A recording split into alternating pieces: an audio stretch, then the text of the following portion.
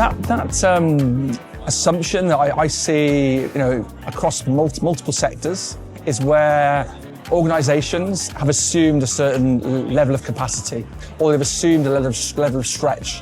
And that stretch is defined by what they can afford to support in terms of predicted volume versus what they think it may actually increase to.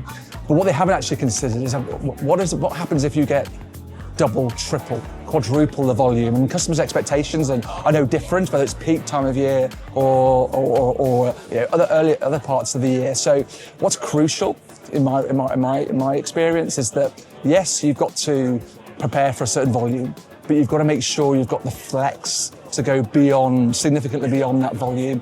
And I think that's where automation and other tools, be it utilising colleagues across the organisation, be it stopping some work so you can afford more time, actually really come into play.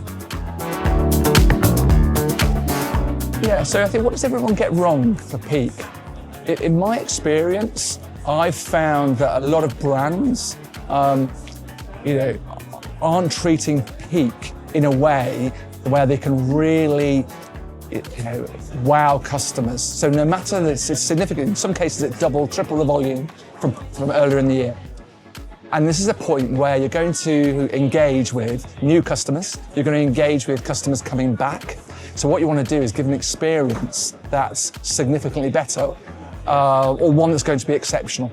So I think, a lot of brands don't think of peak in that way.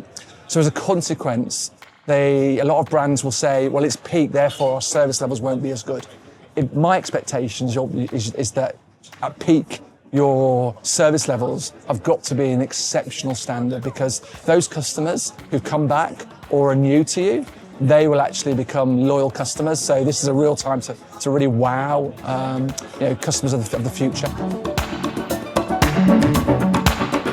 Peak season prep, in my experience, it's ongoing. The best practice I see and the best practice I've led is that the moment peak season has ended, that's the moment you start to prepare for the next peak season.